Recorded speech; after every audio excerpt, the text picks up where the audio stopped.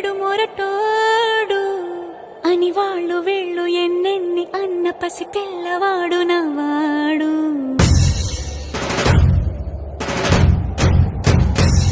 విడు ముండోడు అని ఊరు వాడ అనుకున్న గాని మహారాజు నాకు నవ్వాడు.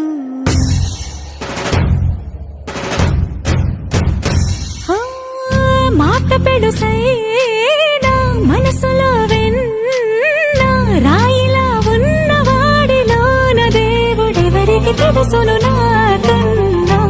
సూసేకి అగ్గిరవ్వ మాదిరే